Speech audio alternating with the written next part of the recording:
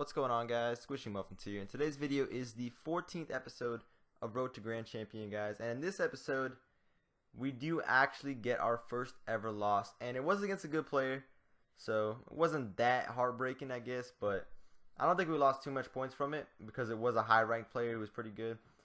But lately, I haven't been uploading or putting anything out simply because of my internet issues, guys, and it's been a little bit hard to record stuff, especially with all this weird stuff going on, especially with my internet not working properly. So even the replays are laggy, which is so weird.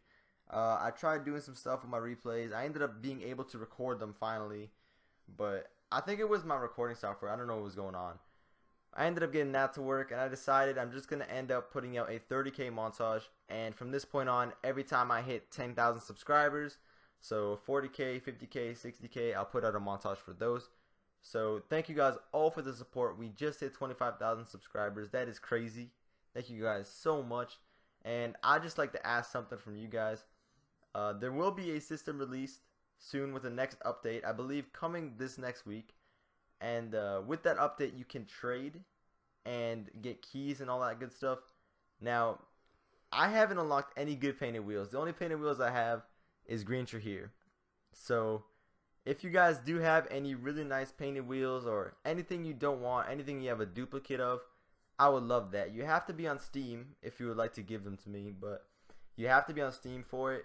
I would love if one of you guys had like a spare sky blue sunburst or a spare like pink sunburst. Those are the two I want really, but if you guys have anything you'd be willing to give me, let me know down in the comments and I'll be sure to add you and work it out later.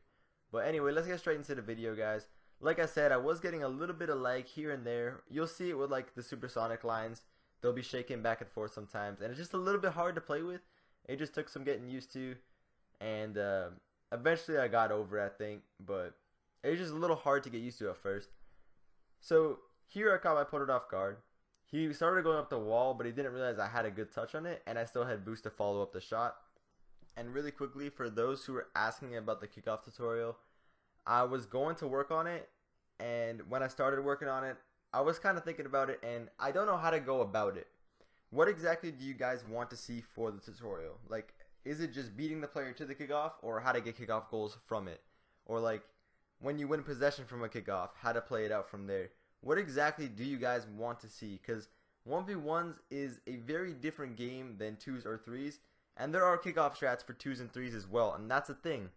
Do you want it to be a kickoff tutorial of just how to win the kickoff, or do you want it to be how to do certain things with the kickoff, like how to win it to the right, how to win it to the left, how to kill it? There are always different things you can do with the kickoff. It just depends on what you guys want to see and what you guys want to learn. So let me know down in the comments what you want to see, and I'll try my best to do that as quick as possible. Also, I wasn't sure what to do for the next Road to Grand Champ. I want to do 2v2s.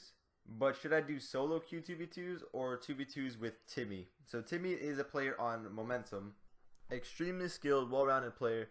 But the problem is with that is not everyone will have a good player to play with while climbing. So I don't know if you guys would want to see that. If you do want to see it, just let me know down below, and I'll definitely be sure to do that. But if not, then I'll have to do it solo queue. But in the end, it's up to you guys. So just let me know what you want to see down below, and I'll get started on that as quick as possible and try to upload it as fast as I possibly can. Alright, enough of the questions, guys. Let's get straight into the gameplay. So, I don't know if you saw it or not, but there was a goal earlier where I was checking my ping, and stupid of me, the opponent was coming straight at me. I don't know what I was doing exactly. I'm not used to weird lag, so I never really had to check the leaderboard for ping or anything. That's why you've never seen it really in any other episode other than like last season when I had really bad internet. But I never end up doing that, and that like it's kind of letting me down in these couple of games that I've played today. For these games, I ended up being so scared of my lag that I didn't want to go for anything too risky because I was scared that I was going to lag and something weird was going to happen. So I wasn't used to this kind of connection, and this, like, back on PS4, I used to have horrible connection. I used to have like 300 ping steady, but I was able to play with it. If you go back on my channel, I think I have a 1v1 against Lachino from like 8 months ago, something like that, where I had 300 ping the entire game. I still played him. I think I still beat him in the best of 3. I'm not sure if he was playing his best, but I remember that from like 8 months ago. I had like a lot of ping, and it wasn't easy to play with, but I was used to it. so it wasn't bad. But for me being used to like regular ping now on PC, it's so different when there's lag involved because it's just such a different game altogether. But here I just got absolutely beat to the ball. I tried jumping over his demo, and I think because I jumped in such a weird way, it left me in a bad spot, and I wasn't really able to recover.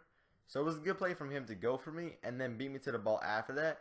Overall, it was really well done from my opponent there. I should have put that on net. I did pop it up, made my opponent wait. It wasn't a risky aerial to go for because I felt like I could have scored it. But the fact that I missed left me in a poor situation, and my opponent definitely could have capitalized on that. It was just a rough angle for him to pick up and bring toward my goal. Alright, it was a good challenge for my opponent here. He caught me off guard, and then I ended up getting a pretty nice shot to the top corner of the net, and it ended up just staying along the goal line. He got a pretty easy save.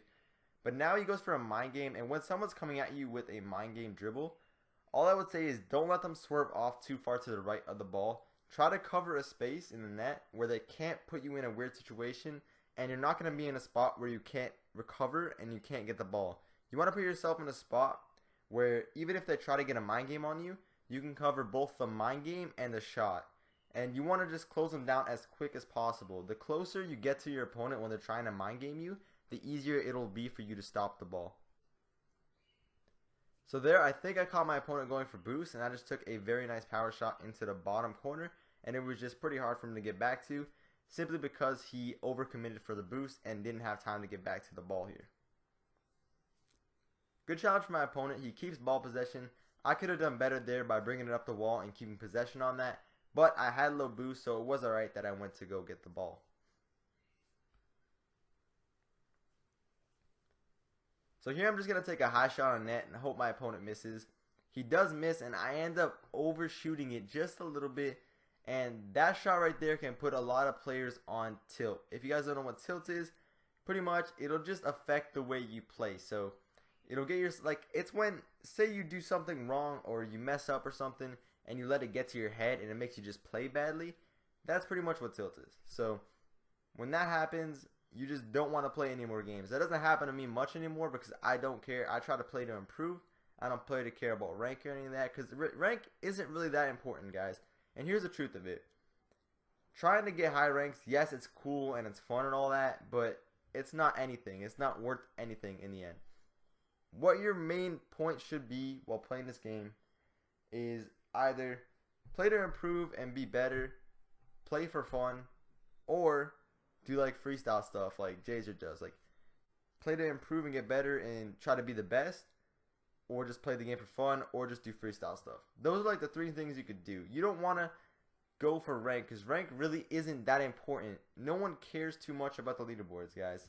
That's the big deal of it all. If you're number one on the leaderboard, yes, that's cool. It took a long time, but now you probably can't play that playlist because you're just scared of losing rank. So there's really no fun in it. Just try to improve, try to be better, and then just try to play as well as you possibly can. That's best bet, guys. Don't go overboard with the leaderboards because it doesn't matter at all.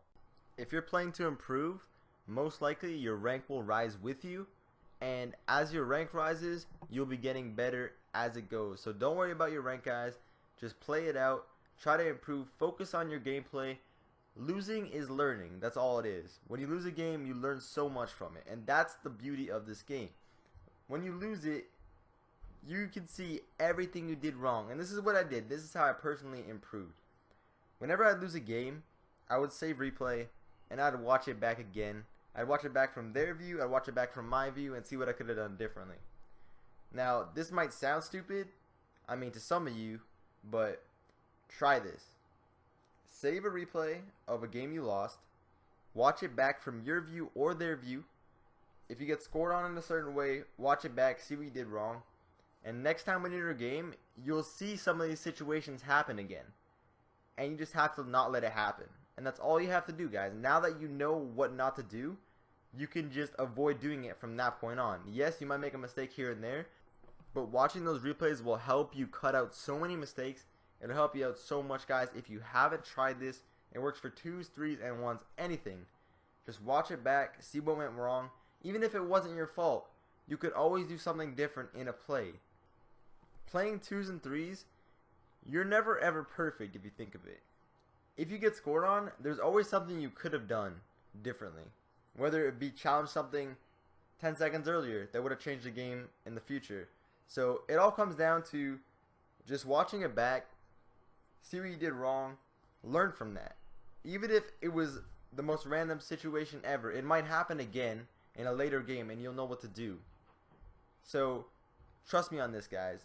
If you lose a game and it was a close match, definitely save the replay and watch what you could have done better, especially if it's against a good player. Definitely save the replays. If you lose or win, doesn't matter.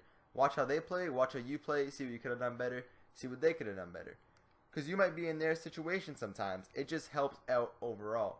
So this is the game, guys. If we do end up losing, I don't know if I should be saying that. Let me know if you guys are okay with the spoilers or not. But we did end up losing this, and it was to Moses. We did beat him in 2 previous episodes, I believe. Or maybe it was the last episode against Moses and Derek. We did beat him that episode. But this episode, he played very well. I didn't play the greatest. I was getting this weird kind of lag stuff. But I just wasn't used to it. And I was really scared that I was just going to lag out or something weird. Because when I was on my main account, I actually ended up lagging out, guys. I disconnected and then did lose like 20 points in rank. But I didn't even care. Because it's not worth caring about, like I said. So yeah, I was kind of scared about lag playing against him, and Moses is a very good player. And when it comes to Moses, you just have to play super smart, and he kind of does mess with your head a little bit. He'll take shots on target and just constant pressure after pressure after pressure, and just take your boost, do whatever he can to really be a nuisance in your half. And that's all he was doing. Again, you'll see he'll never put himself out of the play using a flip, and that's a good thing to do. Very good habit to learn. And he was making very smart challenges as well, and that was helping him out. So there he made a good challenge. I shouldn't have double jump popped like that because it just puts me in his goal. Leaves my recovery time so much longer than it would be. But he made a good challenge, was able to get back and take an easy free goal.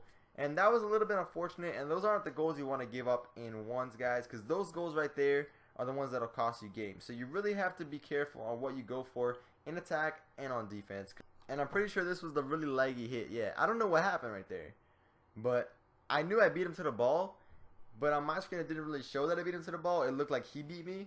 It was just really weird overall. I didn't know what was happening, honestly. I thought he might have blown me up. I don't even know. But it was just super laggy right there. That's why I checked leaderboards after. But like I was saying, guys, you really have to watch where you're going for on defense and on offense. Because on offense, if you go for a shot that's going to leave you in your opponent's goal, for example, if you go for an aerial or something, it's going to leave you all the way in their half, and the ball is most likely going to bounce back into your half if you did end up missing it.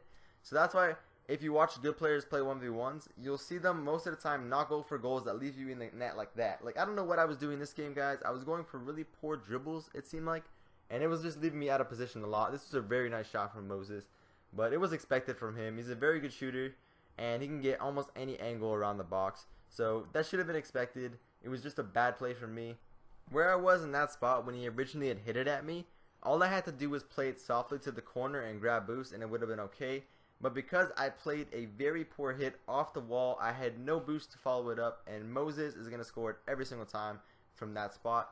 So this is another spot right here where he's just slowly starving me out, and he ends up getting a pretty lucky like 50-50 boost grab where we were kind of on the same length of car, and he ended up beating me to the boost somehow.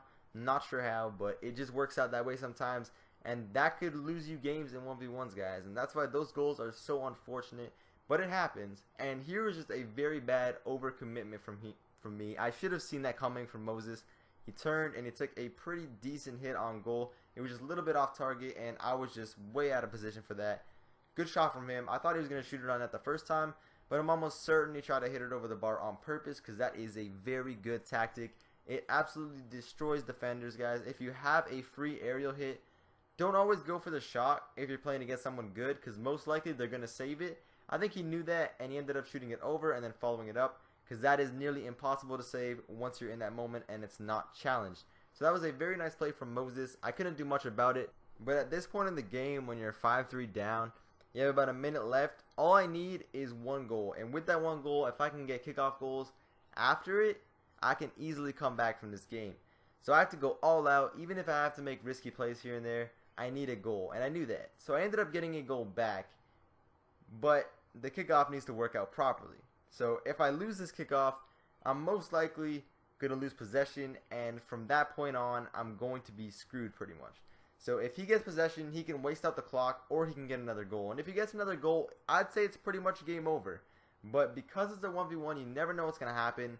I made a pretty poor flick that could have been a goal, and then after that, I followed it with not the greatest of shots. And Moses is going to probably stop that every single time. So he gets free ball control here again. I make a pretty bad hit, and I just try to wait for boost here. And then the boost pops up right as I leave, which left me in a very bad situation. And now there's 30 seconds remaining, guys. And this is when he makes a very nice shot. And from this point on, I pretty much lost it. Now, unless I win both these kickoffs back to back, there's no way I'm going to win this game. I need to go all out, attack absolutely everything. But from this point on, I pretty much lost the game. As I turned to go for the shot, he ends up beating me to it. And that is GG, guys. 3 goals, 16 seconds. Normally not going to happen against a good player unless their kickoff is awful. And Moses' kickoff is pretty damn good. So it wasn't going to happen. But it was a very good game. Moses is a great player. I'm not worried about that loss. He's pretty high ranked. It's not going to slow us down in the series that much. But honestly, the way Moses was playing this game was very smart, very well done, making a lot of very nice shots on net. Overall, really good game. Well played from Moses. But we do not lose a division because he is Super Champ, I believe. And Moses will be the first loss of the series. Like, comment, subscribe, and I'll see you guys in the next one.